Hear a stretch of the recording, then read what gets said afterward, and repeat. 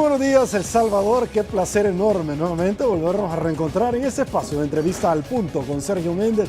Esta mañana, señores, estaremos conversando con un académico, también firmante de los acuerdos de paz, don Roberto Cañas. Con él estaremos haciendo un balance hoy por hoy de los pasados comicios electorales de alcaldes y diputados, cómo se debería de entender, descodificar el mensaje del conglomerado electoral que acudió a las urnas a emitir el sufragio. Por otro lado, el panorama político a 10 meses para iniciar en una recta final donde nuevamente acudiremos para elegir quién será el presidente de la República. Procesos internos en los partidos políticos de elección de estos institutos políticos y, por supuesto, temas de coyuntura, temas de nación. Antes, permítanme saludar a quien hace posible mañana tras mañana el primer segmento de esta su entrevista al punto con Sergio Méndez, como lo es Mr. Donut.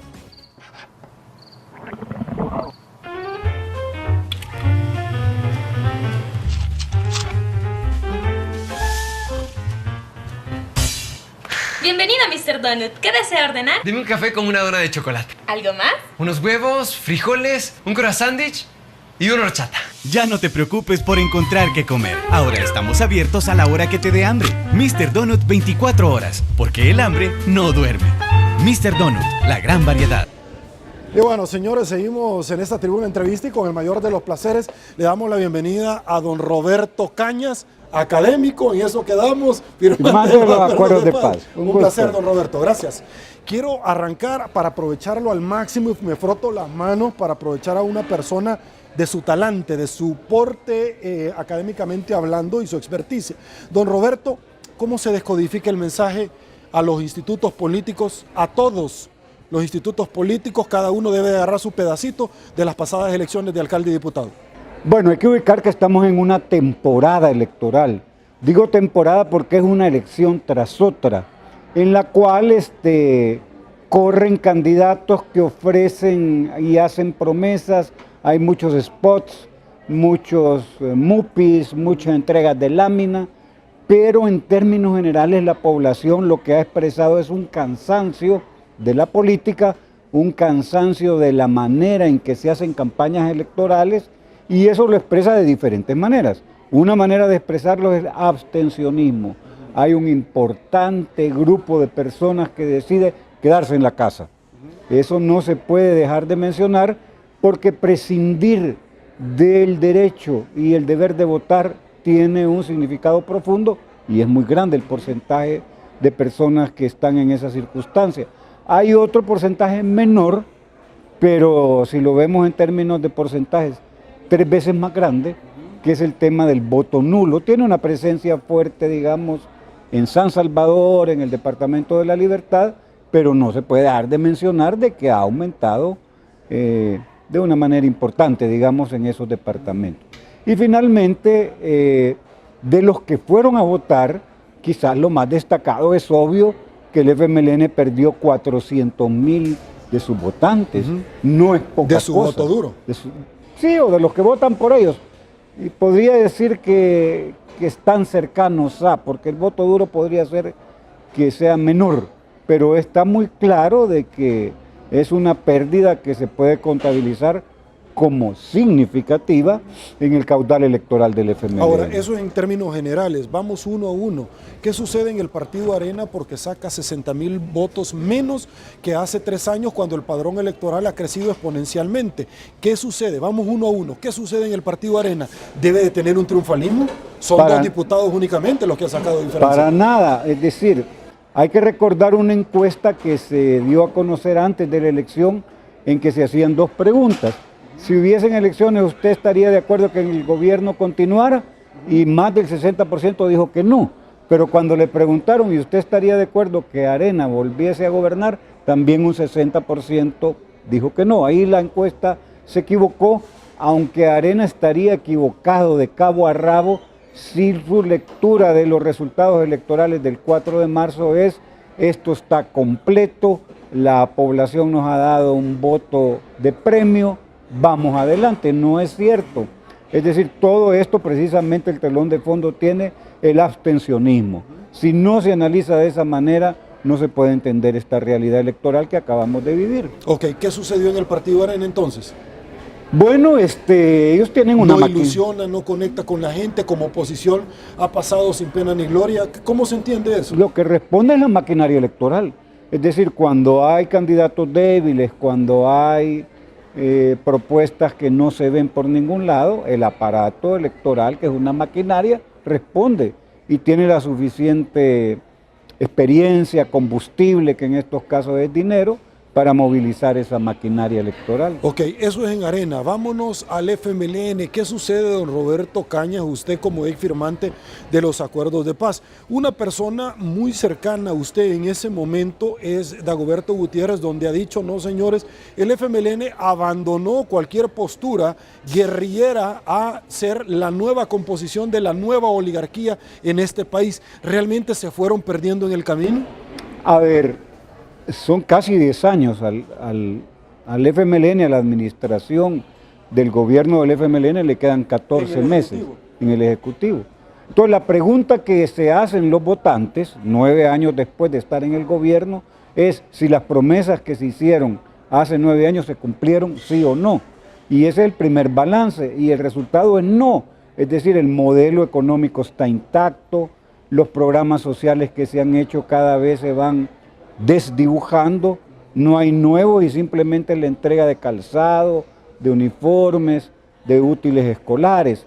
Entonces, estamos en presencia de una población que siguió la idea del cambio, la idea de la esperanza y que se ha venido devaluando en el devenir de los años. Entonces, verdaderamente dramático para un partido que viene de un desarrollo, de un extraordinario movimiento social que posibilitó que maestros, que estudiantes, que trabajadores del campo que obreros de los sindicatos pudieran radicalizarse y crear ese instrumento de lucha que hoy, después de 10 años, nos encontramos ante una década perdida en el sentido de que las transformaciones que se esperaban no se han dado. Entonces yo creo que a eso responde el mal humor político, el malestar de la población, de esos casi más de 400,000 votos que el FMLN pierde.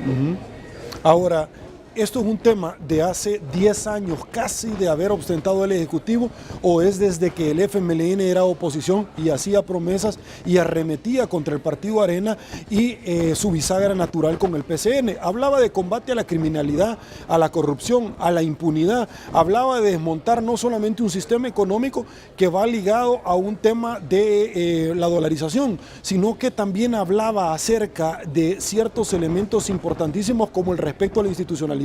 Pero ahora vemos donde protege ciertos cuadros salpicados por la corrupción, como el señor Funes, como el señor Merino, como el señor Cifrido Reyes, pero adicionalmente arremete contra los medios de comunicación, arremete contra la Embajada de los Estados Unidos, arremete contra la Sala de lo Constitucional, arremete con cualquiera que vaya en contra, incluyendo al alcalde hoy por hoy Fuentes, que es de su militancia y que en alguna medida el secretario ha dicho, señor, él está excluido. Me estoy refiriendo al alcalde de San Marcos. Sí, es decir, hay que ubicar las cosas y la lectura que debe de hacerse es quién está tomando la iniciativa. ¿Son los militantes? ¿Son el grupo de personas que creían en el FMLN y votaba por ellos? ¿De quién estamos hablando? Hay varias cosas que se pueden enumerar. En primer lugar, el hecho de promesas incumplidas. En segundo lugar, la falta de meritocracia en el escogitamiento de los que asumen la dirección del aparato del Estado. Hay un malestar en la población de que el nepotismo campea en la administración gubernamental. Hay señalamientos de encubrimiento a personas que han estado vinculadas con la corrupción. Toda esa cadena de elementos que estamos enumerando son los que pueden decir y explicar por qué perdieron. Es decir, esas 4 condiciones: promesas incumplidas, no aprovechamiento de la gente valiosa por mérito, sino que por fidelidades o por... ¿El partido FMLN se vació en el Ejecutivo? Yo creo que sí, ese es un señalamiento, es decir, nadie puede ser funcionario del aparato de partido y ser diputado o ser ministro. No puede ser que alguien que sea encargado departamental del aparato de partido, sea a su vez diputado. No se puede silbar y cantar al mismo tiempo. Llevaron a toda su familia a trabajar con excelentes sueldos a diferentes instituciones del gobierno. Bueno, esas cosas no escapan al conocimiento. Pero lo cuestionaron a Arena. Arena hacía esto y más, don Roberto. Bueno, y tuvo también su voto de castigo en su momento. Sí, pero ¿qué parte de pronto? Y yo quiero ser honrado con usted. Vemos nosotros el caso, por ejemplo, de dos personas que se les consiguió fuero. El señor Cifrido Reyes y el señor José Luis Merino. Don Roberto, si Lula acaba de ser condenado en aquel país del Cono Sur, cuando Dilma Rousseff hizo lo mismo diciéndole a la gente, ¿y qué? La señora vicepresidenta de Guatemala, usted se recuerda que en determinado momento decía, no señor, yo no voy a renunciar, cuando era más que claro todos los actos Valdetti de corrupción, y sin embargo ahorita llegó al infiernío, la reclusorio de máxima seguridad. ¿Por qué no se puede leer qué es lo mismo que va a suceder acá? No, porque es análisis concreto de situaciones concretas. Uno no puede homologar lo que le pasa a Lula con lo que le pasa a la Valdetti o lo que le pasa a la Valdetti. ¿No ha reaccionado el mismo conglomerado de la misma manera? Sí, pero son casos diferentes. Es evidente que hay que tener una información más allá de lo que los medios a los que tenemos acceso en El Salvador dicen en relación a lo que le pasa a Lula. Es decir, hay una corriente jurídica que está orientada a evitar de que Luis Ignacio Lula da Silva sea candidato a la presidencia. ¿Usted cree que están arremetiendo política? Es bueno que lo toca porque es un andamiaje mundial. ¿Usted cree que él no es culpable pese a que hay testigo criteriado en Overdrecht que dice le dimos plata a Lula y compañía? ¿Usted cree que esta es una vendetta política? No, hay que ser muy específico en el caso. Lo que se está ventilando es la propiedad de un apartamento, específicamente esa es la acusación. Donde se ha venido a romper, pero hay acusaciones de todos los colores. Pero lo que es objeto de análisis jurídico, lo que lo ha llevado a la cárcel es ese caso específico, porque en esto no se puede andar haciendo generalizaciones. El señalamiento para Lula es, mire, usted le pregunta al juez, ¿es dueño de ese apartamento? No. ¿Se lo vendieron? No. ¿Se lo regalaron? No. Sin embargo, ese es el caso que se está ventilando que lo ha llevado a la cárcel. Entonces yo diría que hay que ser muy cuidadoso en las generalizaciones, porque no son del caso, pues cada circunstancia tiene que tener un análisis particular. No se pueden hacer a grosso modo que lo de Lula es igual a lo de Valdetti, que lo de Valdetti es igual a lo de... mismo testigo no puede criteriado, ser ese argumento. Ese mismo testigo criteriado y la esposa también de él señalan que el señor Mauricio Funes y compañía recibieron plata de Odebrecht acá en El Salvador en tiempo de campaña. ¿No se debería ya a estas alturas del juego de tener un procesamiento penal, una imputación contra esta persona que está en Nicaragua? Pues si hay pruebas deberían de presentarla. ¿No es político también el que no se haya dado? No creo, porque entiendo yo que el fiscal, que es el investigador del Estado, es el que tendría que tener. Pero si no, a una reelección, ¿no es político? No, ahí habría que ver qué dinámicas se dan en las correlaciones de fuerza para que el fiscal tenga los votos de uno u otro partido. Pero yo diría de que quizás, o sea, la verdad jurídica, y usted abogado lo sabe, no es igual que la verdad que se pueda decir en la calle. Si no hay pruebas que se puedan mostrar, no se puede llevar adelante un juicio, y por eso justamente al fiscal se le han caído los casos, porque cuando tiene que demostrar la verdad jurídica, no la tiene, y a lo único que se apela es al criteriado. Okay. Entonces volvemos a lo que usted me está diciendo, pues son testigos criteriados, entonces eso verdaderamente no es una prueba fuerte que pueda sostener casos, y por eso se caen. Yo me pregunto, bueno, si es cierto, por lo menos la verdad jurídica no se ha podido mostrar, eso es lo que está pasando. Ok, regreso entonces nuevamente al análisis de partidos políticos. ¿Debería de renunciar la cúpula del FMLN luego de estas pasadas elecciones? Bueno, generalmente el comportamiento en partidos políticos en distintas latitudes es ese.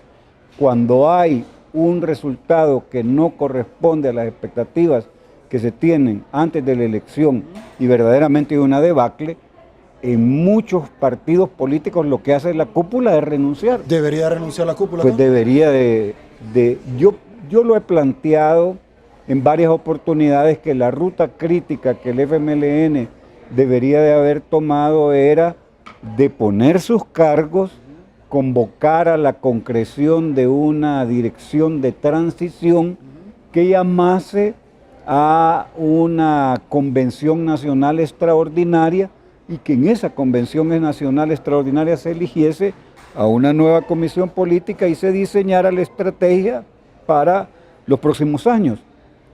El FMLN no ha hecho eso, no han puesto a disposición sus cargos, no han convocado a una convención extraordinaria, no se habla de elección de una nueva comisión política, no se habla de asegurarse que los cuadros que tienen cargos en el gobierno dejen de ser jefes de partido en los departamentos. Parece que sí se está hablando de abrir el padrón de nuevo y que aquellas personas que salieron que ¿vuelvan a ingresar? Van a volver a ingresar. Se está hablando también de elección presidencial, de la candidatura a la presidencia, pues limpia, libre, democrática. Vamos a ver en qué para todo. ¿Usted cree, como estuvo del lado negociador del FMLN en su momento, usted cree que esto se debe a que el Partido Comunista que está representado y la FPL hoy por hoy no va a entregar el partido, no va a entregar el poder? ¿O cree usted que en algún momento se tiene la convicción exacta? Porque yo no he visto nervioso a nadie, don Roberto, y usted me va a corregir si es cierto, yo no he visto ansioso a nadie del FMLN luego de estos resultados. ¿Usted cree que es un tema de que a cuenta de qué voy a entregar el poder si yo voy a elegir al candidato? Sí, puede ser, uno puede ponerse a especular cualquier ¿Es un capricho político? No, es el planteamiento de que ellos están administrando la crisis, están conduciendo el partido y creen que no hay necesidad de hacerse a un lado, pues. Vamos a ver si la prueba o el costo político que van a pagar lo vamos a ver en 10 meses. Gerson Martínez ha dicho, señores, luego de estos resultados abramos no solamente el padrón, sino que la posibilidad de elecciones internas. Y Óscar Ortiz, luego de las pretensiones claras que tenía y que le prometieron hace 5 años que él iba a ser el candidato, dice, señor, yo me hago a un lado. ¿Qué mensaje manda? Es decir, ¿qué hay detrás de todo esto? ¿Cuál es su análisis? Bueno, es muy difícil hacer valoraciones desde fuera. Uno lo que entiende es que está vigente la candidatura de Gerson Martínez, ¿sí?, que seguramente muy pronto se va a convocar en un Consejo Nacional a las elecciones en las internas, y habría que ver ahí si aparece otro candidato que pueda competir con Gerson Martínez. Y habría que ver si se puede establecer un mecanismo de auditoría incluso externa al FMLN, que pueda garantizar que esas elecciones sean limpias, sean libres. Es decir, hay una cuestión en política que es muy cara y por tanto escasa y se pierde con una gran facilidad, es la credibilidad. Y cuando la credibilidad se pierde, es muy difícil recuperarla. Eso es bueno para el FMLN, es bueno para Arena, es bueno para la clase política en su conjunto. Hay un problema de credibilidad. Entonces, la tarea que tienen pendiente el FMLN, Arena, la clase política, el Tribunal Supremo Electoral, los diputados, es volver a ganar la confianza, la credibilidad de la gente. Y eso, por supuesto, la pueden volver a ganar cuando las elecciones pasadas, previo, y los instrumentos de medición científica, las encuestas decían que la gente no quiere nada que ver ni con Arena ni con el FMLN. Pues habría que ver, muy difícil. Yo creo que en esto el timing, la administración de los tiempos es muy importante para todos. Es decir, yo quiero hacer cambios importantes en el gobierno y me quedan 14 meses, los márgenes que me da el timing con el que estoy administrando es muy poco.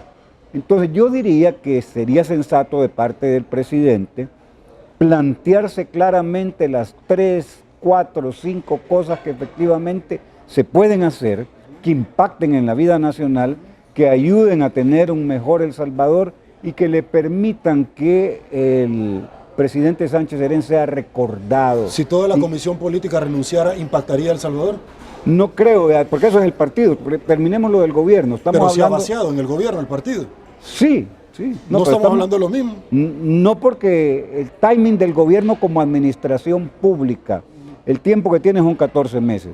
La discusión para mí de ellos debería de ser qué es lo que van a hacer para que sean recordados, cuál es el legado que van a dejar, es decir, cuáles son los proyectos que todavía, dado el corto tiempo que tienen, es viable hacer. Eso es gobierno.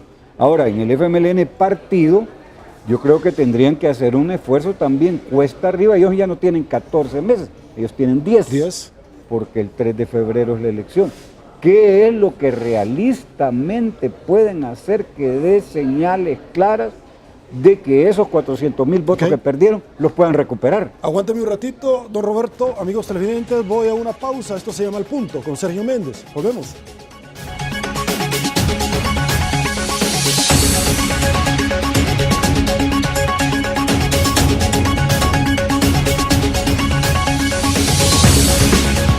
Esta es la razón por la que dejamos todo, sin importar de dónde vengas o dónde estés. Lo que importa es que estés. Porque cuando tu equipo juega, nada más importa. Cada jugada la vivimos y cada gol lo celebramos. El fútbol es pintarse el corazón de esperanza, es romperse la garganta con cada gol. En la cancha somos uno solo. Así es la Liga Pepsi, nuestro orgullo nacional.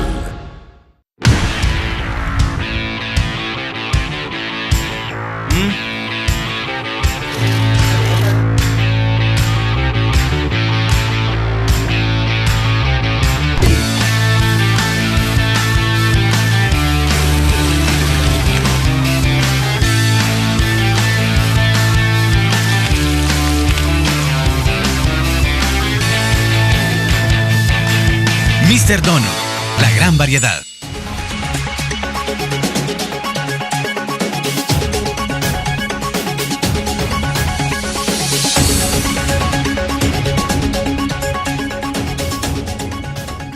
Estamos de regreso, mil gracias El Salvador por su preferencia. Seguimos conversando con don Roberto Cañas, académico y firmante de los acuerdos de paz. Antes, permítame compartir con todos ustedes el tradicional collage de noticias de los hechos más emblemáticos acaecidos en los últimos días en nuestro país como punto de partida en este segundo segmento. Producción, arrancamos, dice así. Gerson Martínez pierde apoyo de la cúpula del partido FMLN. Ya vamos a hablar de eso con nuestro invitado. Medardo González, la dirección del partido FMLN puede considerarse exitosa. Don Roberto, en serio, aguánteme un ratito, permítame. Tribunal Supremo Electoral ordena el retiro de propaganda a precandidatos del partido Arena. PSD, PCN y Fraternidad Patriótica Salvadoreña presentan recurso de nulidad y piden se abran las urnas de la jurisdicción de San Salvador.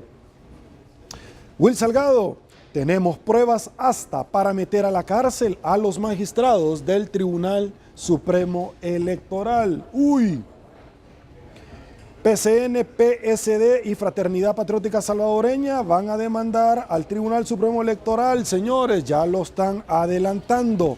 Y bueno, don Roberto, regreso, ya lo había adelantado. Analicemos la situación del partido Arena. Yo ya le había planteado que los pasados comicios electorales dieron 2 diputados adicionalmente al partido Arena, pero no por méritos propios porque sacaron 60,000 votos menos que hace 3 años, sino que lo hicieron a falta de la militancia del frente o gente directa o indirectamente, como usted lo señalaba, del partido de hoy por hoy oficialista. Don Roberto, ¿cuál es su apreciación de las elecciones internas?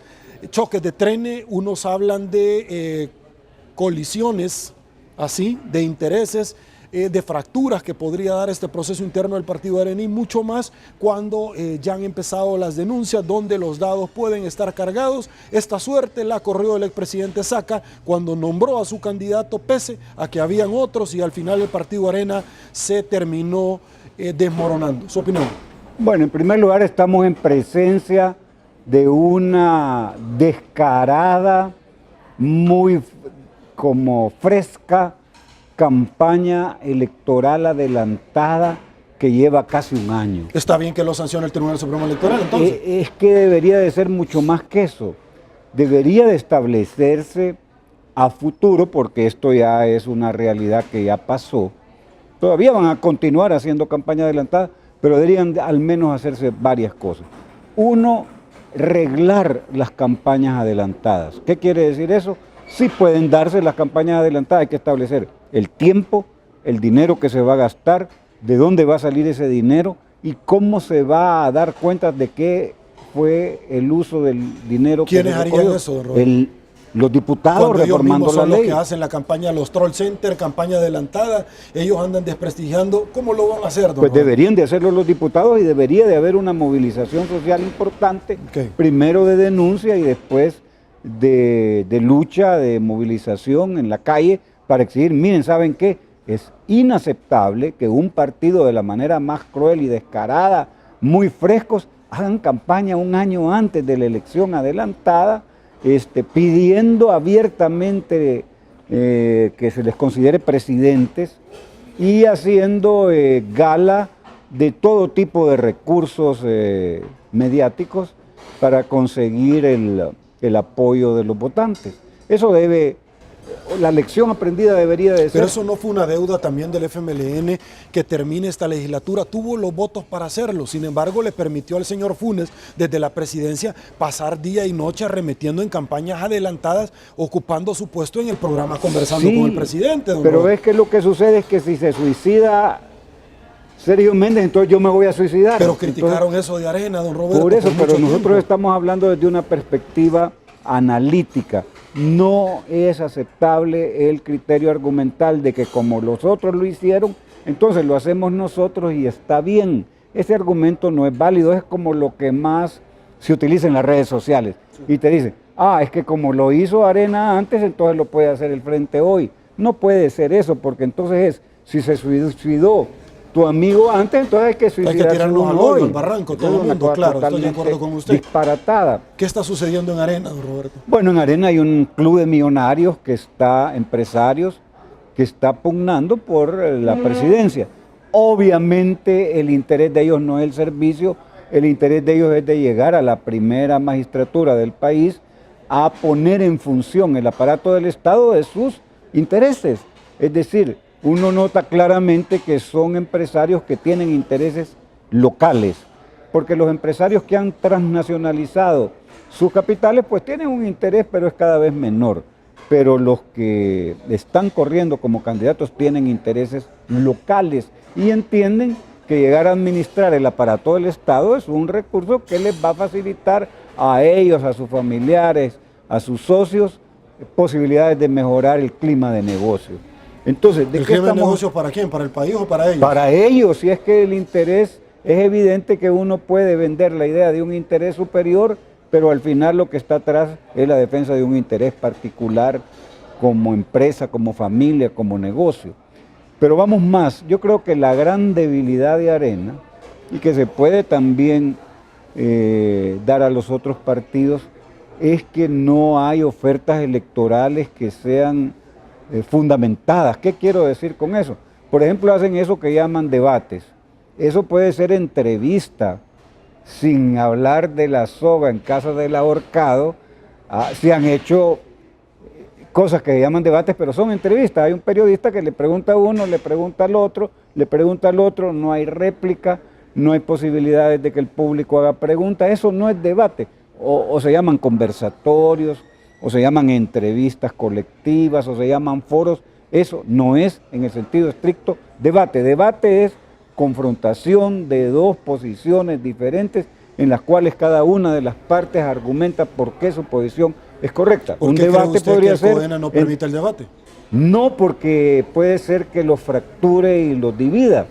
Entonces, debate, para decirlo de manera sencilla, es que usted defiende el aborto y yo esté en contra del aborto. Y usted posiciones públicamente, eso es debatir. Pero hay que cuestionarnos con argumentos lógicos. Exacto, pero ¿por qué no usted pasa, cree no que ha no pasado. están permitiendo el debate? El debate, si usted no lo permite, lo que está creando nada más es un clima de que ciertamente los candidatos no tienen la capacidad ni para debatir, mucho menos el día de mañana para gobernar. ¿Por qué no lo están permitiendo? Porque si están protegiendo, ¿cuál de los dos resulta más lesivo? No, es que no se trata de permitir o no, no lo han planteado así. El organizar este tipo de conversatorios, entrevistas, foros o eso que le llaman debate es una herramienta de campaña, es un recurso para tener una excusa más de exponer a sus candidatos a la posibilidad de que voten por ellos. Pero no se trata, mire, cuando uno plantea en un debate tiene que, en términos de política pública, hacer por lo menos 3 cosas. Primero, decir qué va a hacer. En segundo lugar, decir cuánto cuesta eso que dice que va a hacer. ¿Y cómo lo y en va a hacer? tercer lugar, de dónde va a sacar la plata para hacerlo. Si a mí no me dice eso, está haciendo poemas, está haciendo don Roberto, fantasía. Debate para que la gente, que los salvadoreños que nos están viendo lo entienda, es cuando usted va a pedir trabajo a una empresa, y esta es la empresa pública del Estado, usted lleva su hoja de vida y se somete a una entrevista, a un cuestionamiento. ¿Debería de haber un debate? Pero para mí debate ¿Cómo es va a llegar a un trabajo sin una entrevista, sin un debate? Sí, pero es que eso no...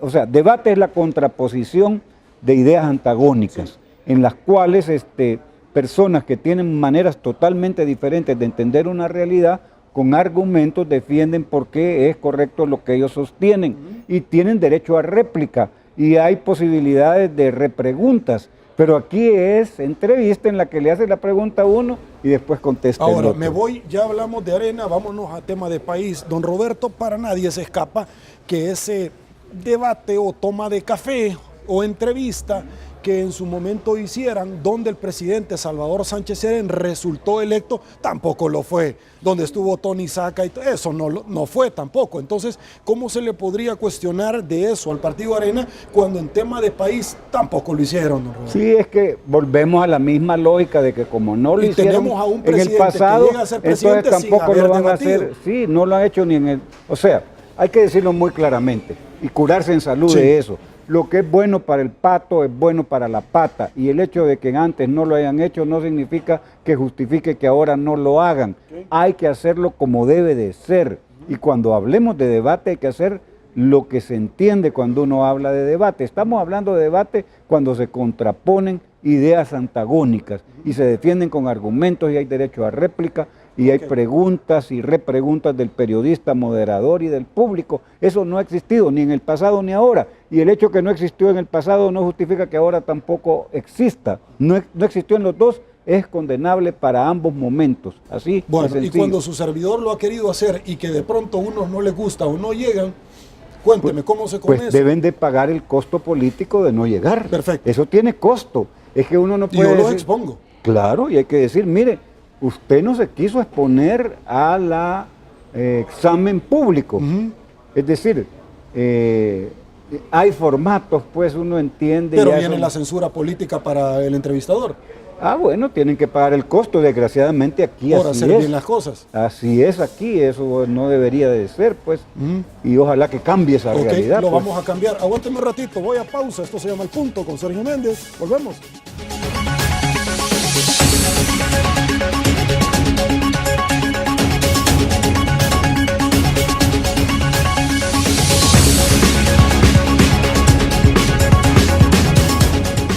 Cualquier momento es perfecto para dejarse llevar por una rica tentación.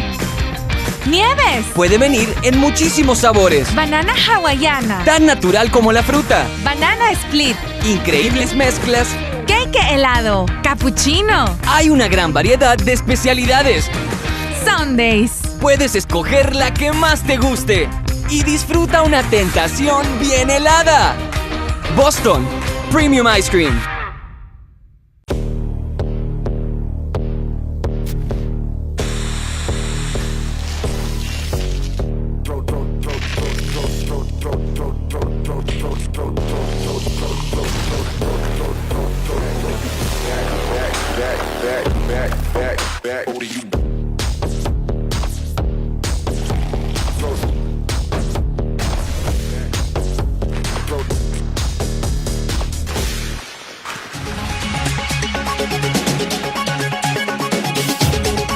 Estamos de regreso, mil gracias El Salvador por su preferencia. Seguimos conversando nosotros con don Roberto Cañas, académico y exfirmante de los acuerdos de paz. Así quedamos que lo iba a presentar desde un inicio. No, para que firmante, toda la- no ex.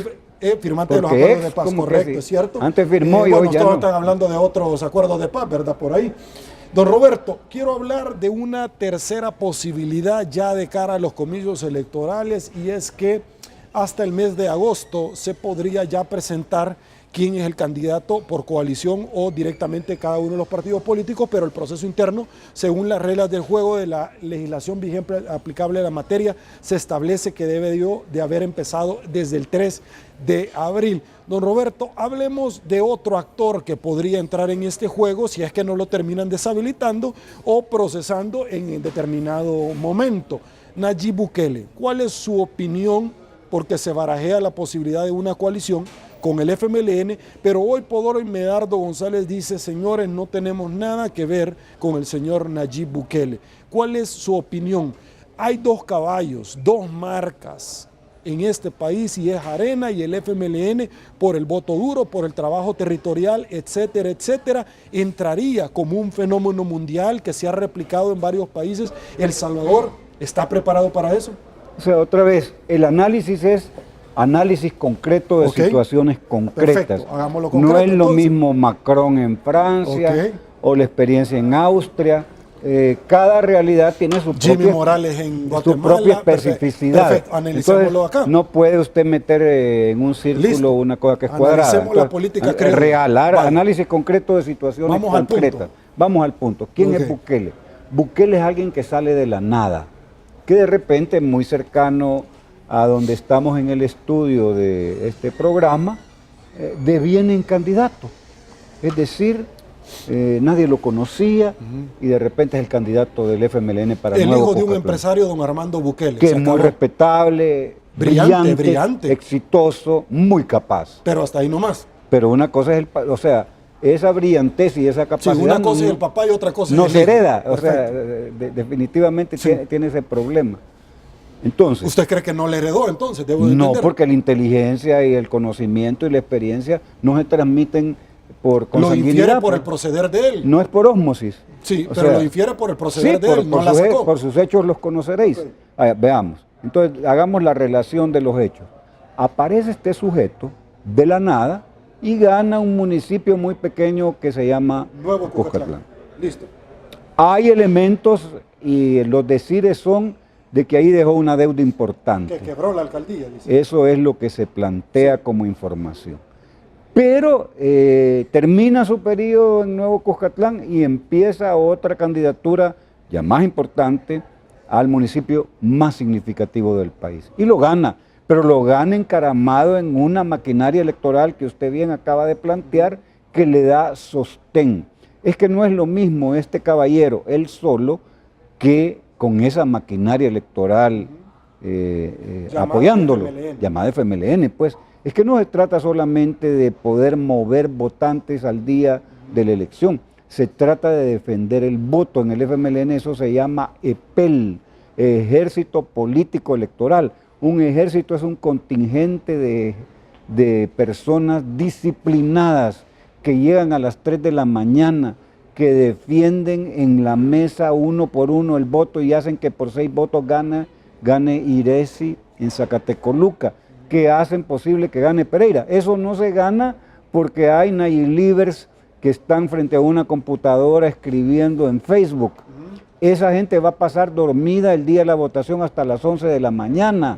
Es decir, no, hay que ir a mascarse el cacho, a dejar la piel, movilizando gente para ir a votar y defendiendo el voto. Para que la gente pueda entender que es ir a mascar el cacho.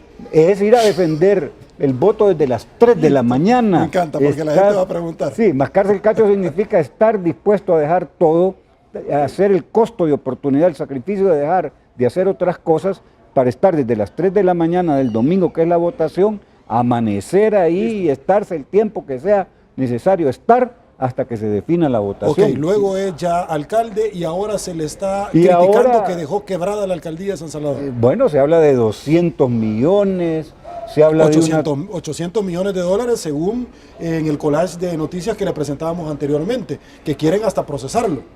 Sí, o sea, ahí vamos a ver, y ahí esa va a ser un arma que Arena va a ocupar en la medida que pinchar la burbuja a Bukele les interese, porque lo vean que va en ascenso y con posibilidades. ¿Es una burbuja publicitaria? Sí, porque cuando uno... ¿Solo eso? Cuando uno, ojalá que usted lo invite aquí y así. No, yo lo he invitado, de hecho, Pues varias sí, veces y no ha querido por venir. eso, ojalá que venga y pueda con coherencia sostener de manera articulada una argumentación en el periodo de la entrevista. O sea, y ahí es donde yo tengo dudas, porque es vendedor de humo, porque no tiene articulado un planteamiento fundamentado con la solidez de poder defenderlo. Y es que ese es el problema. O sea, ¿usted cree que él no tiene la capacidad intelectual ni histriónica para mantener y defender coherentemente un posicionamiento, una idea, una visión? No. ¿No la tiene? Y tendría grandes dificultades en un debate de verdad, porque ahí ya no está En acompañado. un debate de verdad como su servidor lo hace. Sí. ¿Será esa la razón por la cual no vienen acá? Yo todavía no te he visto en un debate completo Con el como a mí. Movimiento Libertad me hubiera encantado que me Yo hubiera fui a acompañado. algunos, pero todavía ahí no había No me vio en mi réplicas. plenitud, no había le convencí, réplicas. entonces. No completamente. No para serte completamente, sincero, bueno, tengo porque que yo- hacer un esfuerzo para satisfacer si más tenés que, su necesidad. Sí, porque yo no vi réplicas, yo no vi las posibilidades de que el público preguntara. Simplemente era una pregunta a uno, otra pregunta al otro. Sí. Me encanta haberme exigido. Voy con otra cosa más. Va, Yo sí va, lo voy va. a exigir ahorita. Va. Don Roberto, también es importante decir que es caballo y jinete. El frente necesita un buen caballo. Por lo tanto, No, ya tiene un buen caballo. ¿Cuál es el caballo? La maquinaria, el jinete. ¿El jinete? Caballo, el Sí. caballo lo tiene, es la maquinaria electoral. ¿Cuál que sería tiene. el jinete para el frente? Gerson Martínez es el que han ¿Le anunciado. alcanza a Gerson Martínez porque de pronto está tambaleando el collage de noticias para ser él el candidato? ¿Cree que le alcanza luego de esta debacle del frente? Tiene grandes dificultades. Yo creo que es una cuesta arriba muy empinada. ¿No cree que Óscar Ortiz mejor dijo, mejor no, me voy a ir a pegar contra un muro de cemento hidráulico y ahí nos vemos en 5 No, años? él hizo sus cuentas, vio que no tenía posibilidades y, Y, mejor sí, optó y a por ser- Gerson, que Dios lo bendiga. Sí, o sea, ahí en política hasta los ríos se regresan. Ok. En política nunca hay que decir nunca. Es muy temprano todavía para ver cómo va a evolucionar la dinámica de la escogitación interna en el FMLN. Tiene- Y después, cómo se va a presentar. ¿Tiene dónde escoger el frente? Pues habría que ver, o sea. No, pero ahorita rápido, ¿usted se le vendría a alguien así además de Hugo Gerson? Martínez. es Hugo posible. Martínez, ¿le alcanza al frente? No sé por qué, pero puede presentarse ahora como alguien polite, suave, agradable a la administración norteamericana. Podría ser un De candidato. cara a los candidatos de Arena, ¿le alcanzan a esto gente del frente para poderle nuevamente... Ahí es choque de trenes, porque son dos jinetes que van a estar en caballos que son fuertes, pues. ¿Nayib puede propiciar una segunda vuelta?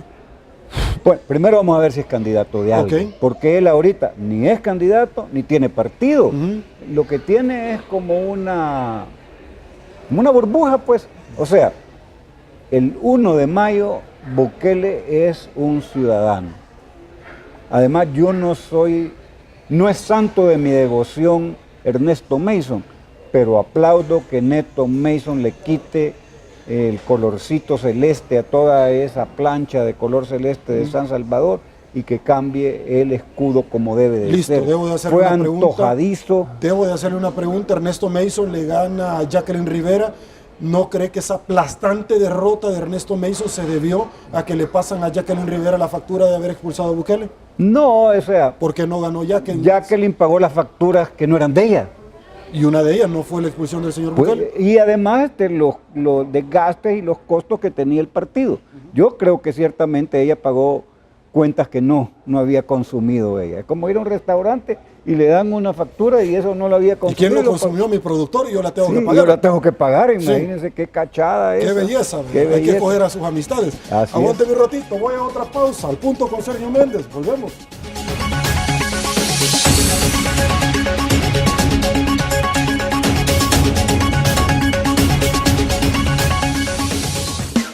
Mister Kirikikiki, Mister Desayunos, Kirikikiki, para iniciar mejor todas tus mañanas. Cuando sale el sol, Mr. Donut ya me espera con su variedad. A mi corazón contenta. Mister Kirikikiki, Mister Desayunos, Kirikikiki. Mr. Donut, la gran variedad.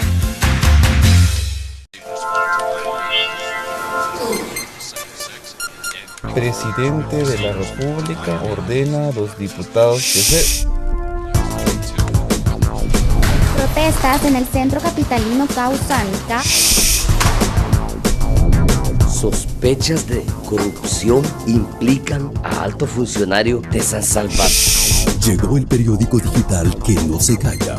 Diario1.com.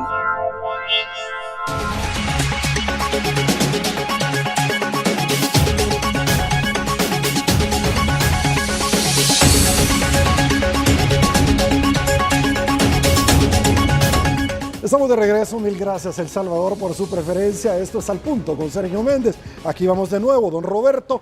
No terminamos el análisis todavía de esta posibilidad concreta, si es que llega, si es que lo dejan llegar, porque todavía tiene el señor Bukele un juicio que se está ventilando en la sala de lo contencioso administrativo por haber apelado la sanción que el Tribunal de Ética le impuso por haber contratado a sus familiares, que podría traer aparejada consecuencia la inhabilitación del cargo, hay que decirlo. Pero en el caso hipotético, pongamos que él sí va a correr y a participar. ¿Qué cosas tiene que resolver? Por favor. En primero, tener un partido del cual sea candidato, o una coalición de partidos. Todavía no la tiene. Por ejemplo, el PCN es de lo más espectacular. Dice una nota de prensa que el PCN está considerando o hacer alianza con el FMLN, o alianza con Arena, o alianza con Bukele. Entonces uno dice, si ese es el talante de ese partido, Bukele tiene que resolver. Uno, candidato de qué partido o de qué coalición va a ser, número uno. Dos, construir en 10 meses, y cada vez le queda menos tiempo, ahorita son 10 meses, sí, pues, y no va a ser candidato ya. Construir en el tiempo que le quede un aparato, una maquinaria electoral que le mueva con asiento territorial, con asentamiento territorial, los votantes. ¿Es posible en 10 meses? Lo dudo, le digo yo que lo dudo, por eso tengo yo grandes dudas en relación a la capacidad de él ser un candidato competitivo. Eso lo puede de alguna manera solventar si hace una coalición, porque los otros partidos puede ser que tengan algún desarrollo territorial. Supongamos que lo empieza a resolver de alguna manera, no todo se puede resolver con dinero, por más cantidad de dinero que se puede invertir, hay que construir aparato territorial y eso lleva tiempo. Segundo, ya construyó aparato territorial, la propuesta. Uno busca por todos lados. Yo no he encontrado, no sé si usted la tiene, cuál es la propuesta que tiene Bukele en relación a la seguridad, a la economía, al turismo, a la cultura, al medio ambiente. No hay propuesta, no hay un planteamiento programático que uno pueda decir, la propuesta de Bukele para la seguridad es esta. No tiene equipo. ¿Cuál es el equipo de gobierno, además de Félix Ulloa, Omar Pastor, Paul Steiner y todas esas personas que han ido apareciendo como cercanos a él?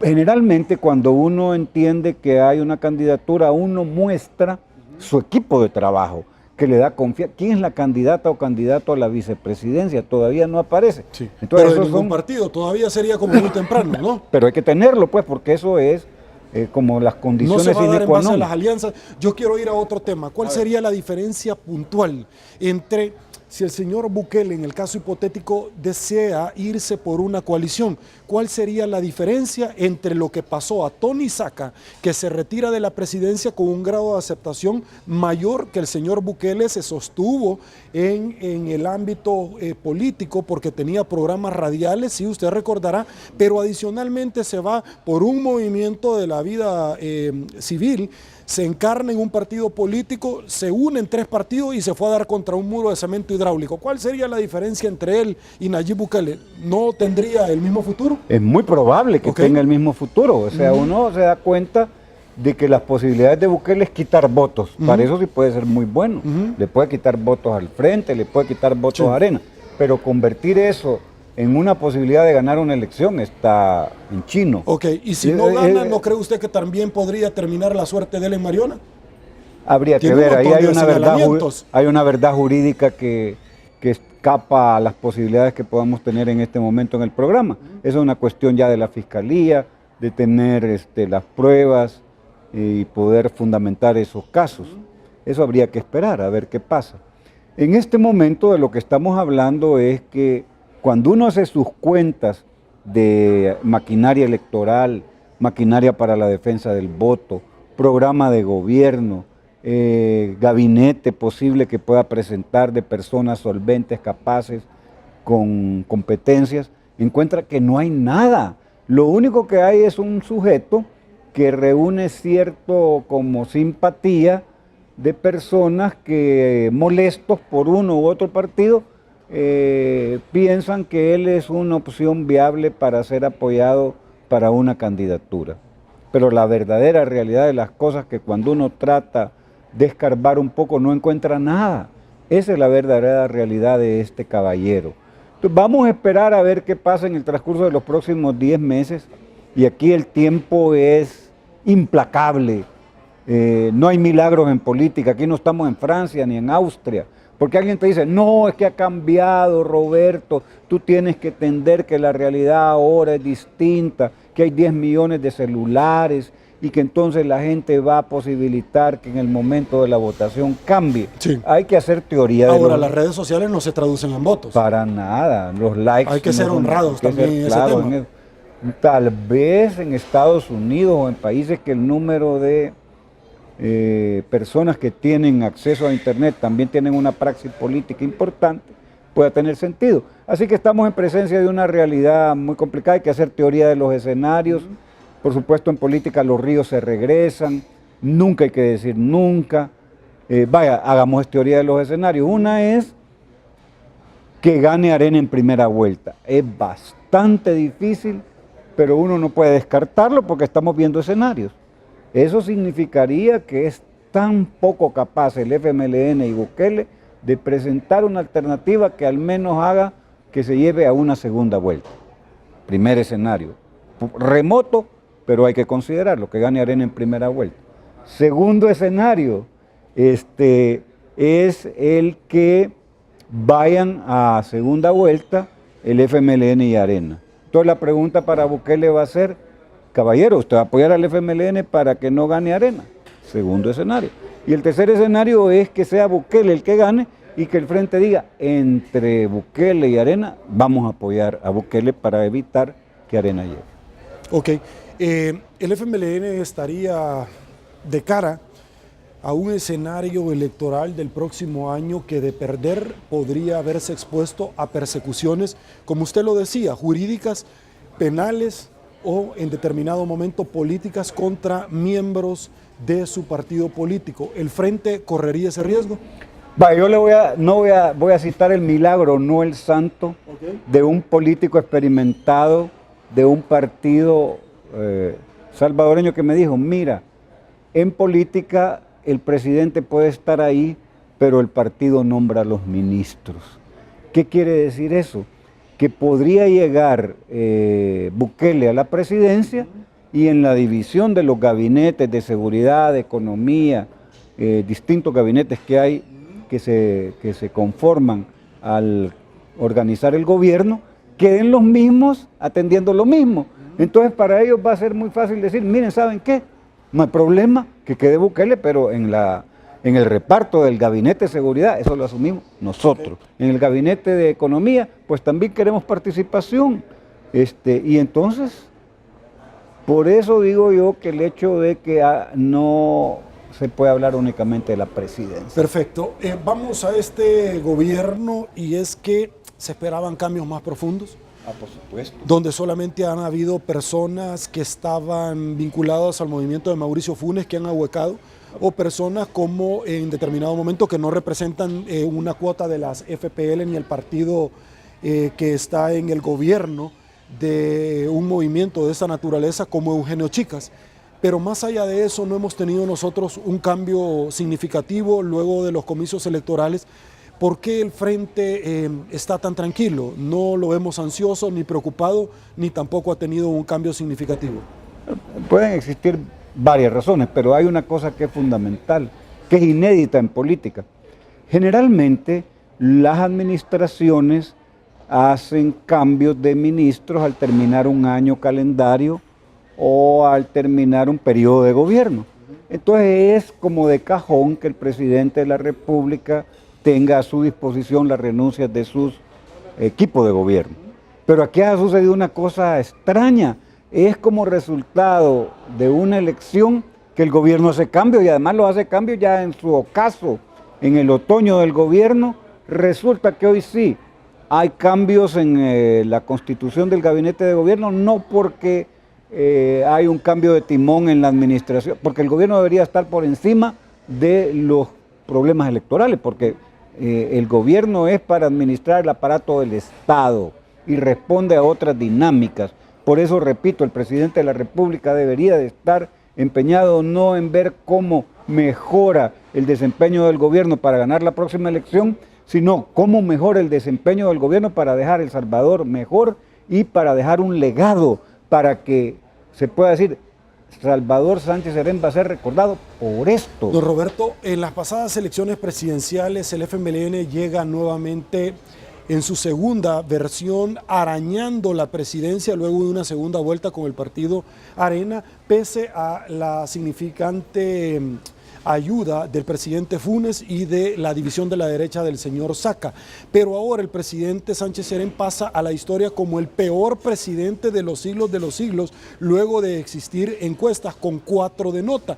En aquel momento, cuando reiteradamente se le daba este 4 de nota, dijeron: hoy sí ya encontramos la fórmula para sacar adelante este país. No es primera vez que lo dicen.